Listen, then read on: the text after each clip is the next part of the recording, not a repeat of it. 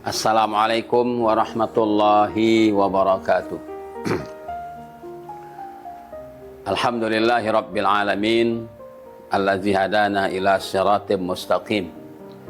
Asyhadu an la ilaha illallah wahdahu la syarikalah ilahul awwalin wal akhirin. Wa asyhadu anna Muhammadan abduhu wa rasuluhu arsalahullahu rahmatan lil alamin syafi'an lana wa li ummatihi yaumaddin wa ala alihi wa sahabatihi wa tabi'i sunnatihi ila yaumil mahsyaril azim.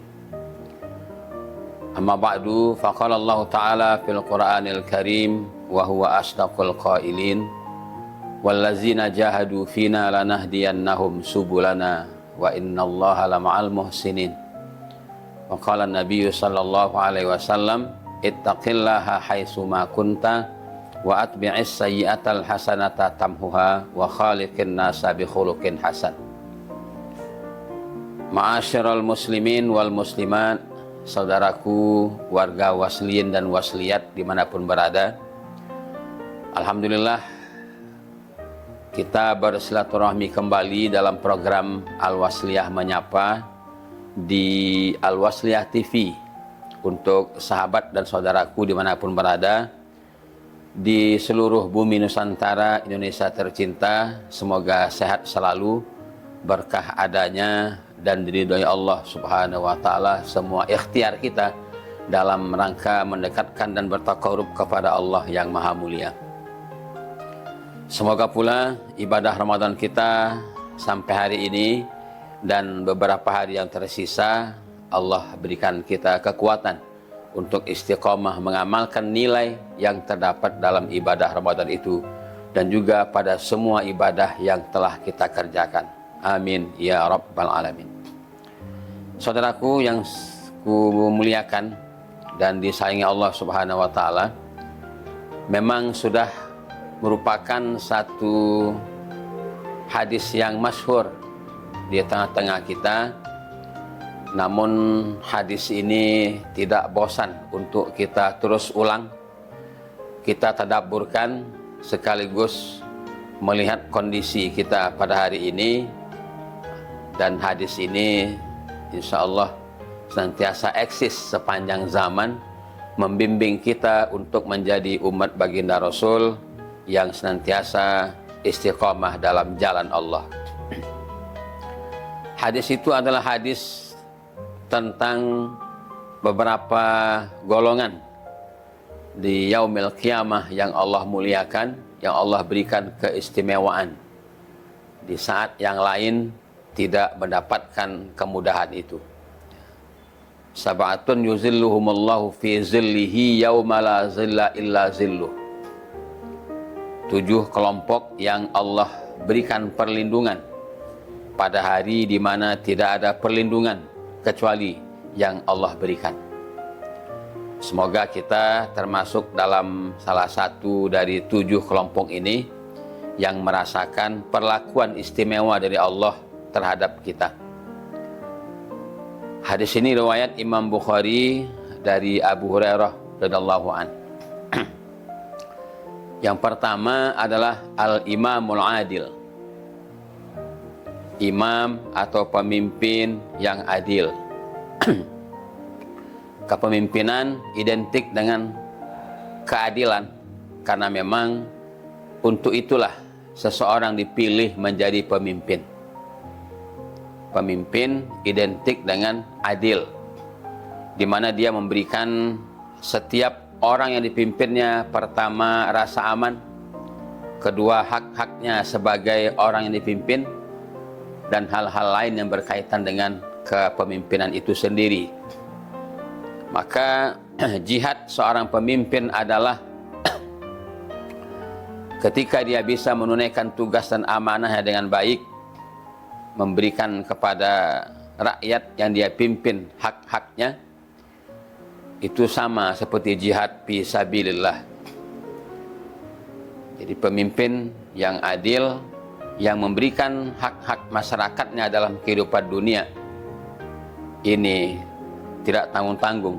Allah muliakan mereka di yaumil qiyamah menjadi kelompok pertama yang mendapatkan perlakuan istimewa.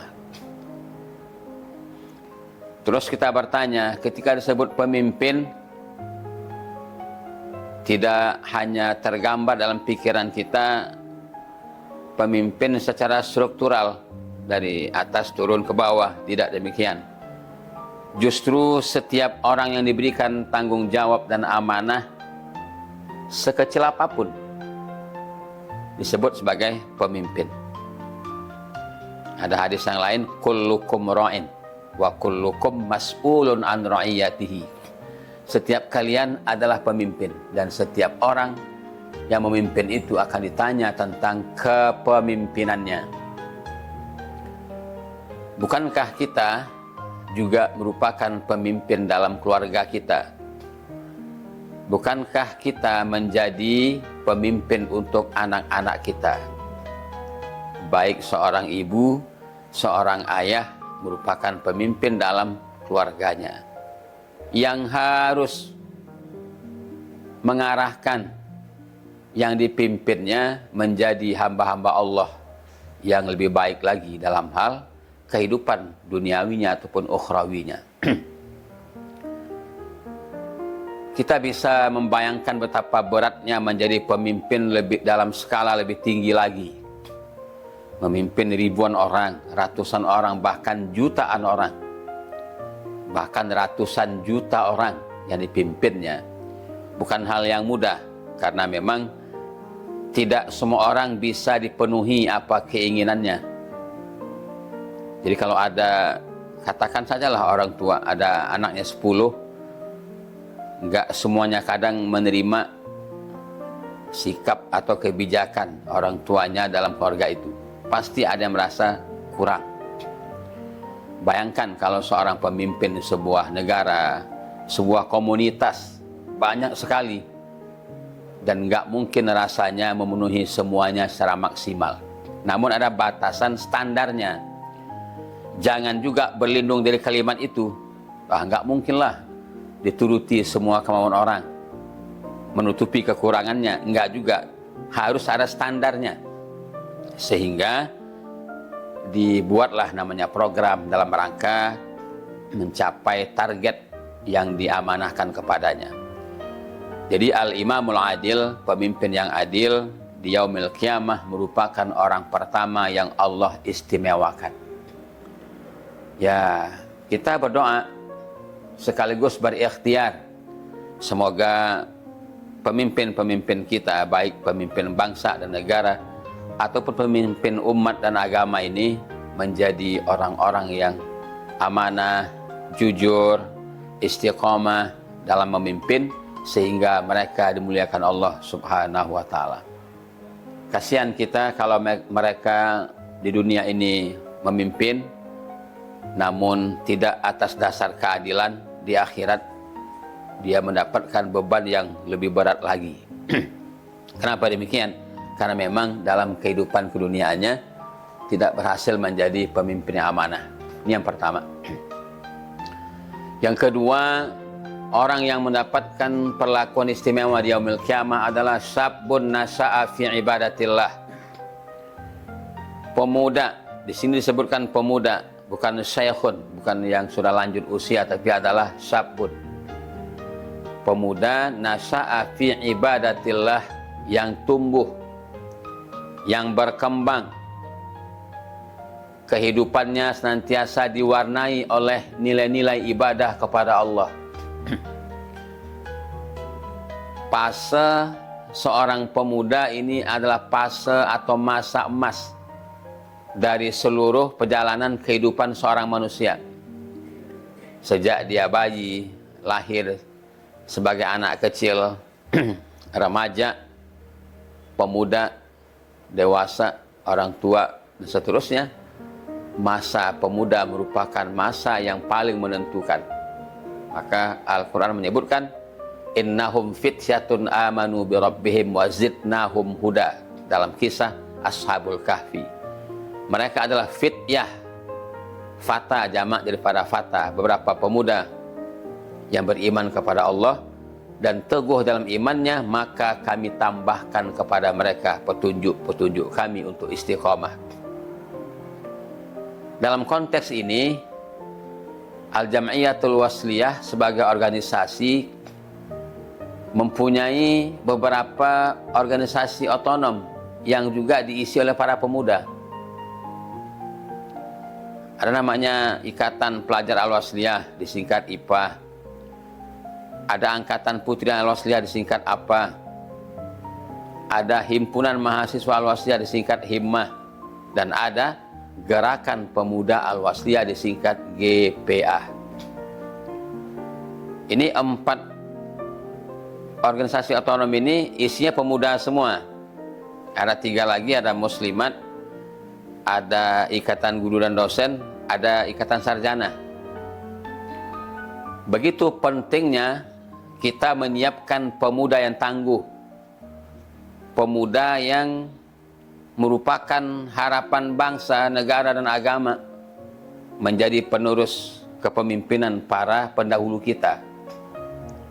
Bahkan di setiap ormas Islam ada organisasi otonomnya yang membidangi pemuda. Kenapa ini penting? Pemuda hari ini merupakan pemimpin masa depan. Itu yang sering kita dengar ungkapan begitu. Nah, adalah karena itu pemuda yang tumbuh dalam ibadah kepada Allah. Di sini ada semacam satu kewajiban kita menyusun rencana strategi membentuk pemuda. Pemuda yang benar-benar paham akan agamanya, cinta kepada Rasulnya, dekat dengan kitab sucinya, gemar beribadahnya, santun kepada sesamanya, memuliakan orang tuanya, dan seterusnya. Ini pemuda harapan kita semua. Tentu kita berharap semoga anak cucu kita menjadi orang-orang yang seperti ini, sehingga menyenangkan hati kita, menenteramkan batin kita ketika kita punya generasi yang namanya zuriatan thayyibah. Nah, jadi orang yang sudah lanjut usianya sampai pada usia syaikhukhah, prosesnya dari pemuda. Kalau semasa dia pemuda bagus, insya Allah di usia tuanya dia pun melanjutkan tradisi bagusnya itu. Man sabba alai syai'in sabba alaih. Begitu pepatah Arab mengatakan, siapa yang terbiasa melakukan perbuatan baik, maka dia pun akan melakukan perbuatan baik itu di masa dia tua. Jadi itulah namanya proses husnul khotimah, dia tidak instan, ada tahapan-tahapannya. Kenapa pemuda disebut? Kok tidak disebut di sini orang tua yang tekun ibadah kepada Allah mendapatkan perlindungan? Tidak, tapi adalah syabun. Karena di usia pemuda, di ujung masa remajanya menyambut usia pemudanya, tantangannya cukup berat. Percaturan global dunia sampai pada hari ini menuntut para pemuda untuk bisa menempatkan dirinya tidak hanya sebagai pemuda di sini, tapi juga dia merupakan bagian daripada komunitas dunia yang kita sering sebut dengan persaingan global. Bagaimana mempertahankan akhlak, bagaimana menciptakan kehidupan yang berharkat dan bermartabat, berakhlakul karimah di tengah tantangan zaman yang begitu hebat, di tengah gempuran media sosial yang Masya Allah begitu berat. Tapi pemuda yang istiqamah ibadah kepada Allah, dia tidak akan pernah tergiur oleh hal-hal yang buruk dalam kehidupan, karena dasarnya sudah cukup hebat, pondasinya cukup kuat. Kenapa demikian? Orang tuanya, para guru-gurunya telah mengajarkan kepadanya pondasi agama yang kuat, ibarat sebuah pohon yang kita tanam, akarnya menghunjam ke tanah, batangnya tinggi, daunnya rimbun, diterpa angin, dia paling tidak hanya goyang sebentar saja, tidak sampai membuat dia tumbang. Ini yang kedua. Maka oleh karena itu kita berharap kepada Allah Subhanahu wa Ta'ala, semoga generasi kita termasuk generasi muda yang beribadah kepada Allah, dia sukses dengan ikhtiar duniawinya, diberikan pekerjaan yang halal, rezeki yang berkah, dan mereka termasuk generasi yang tidak meninggalkan sholat, karena itu merupakan indikator utama kesolehan seseorang. Nah, bagaimanapun juga sholat merupakan kunci utama untuk menilai akan kesolehan seseorang. Semoga dalam pertemuan kali ini memberikan kebaikan buat kita dan untuk masyarakat kita terutama. Allah berikan kita kebaikan sepanjang hayat kita. Amin ya rabbal alamin.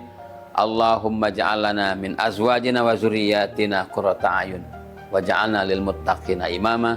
Aslih lana fi zurriyyatina inna tubna ilaika wa inna minal muslimin. Nasrun minallahi wa fathun qarib wa basyiril mu'minin. In tansurullaha yansurkum wa yusabbit aqdamakum. Wassalamualaikum warahmatullahi wabarakatuh.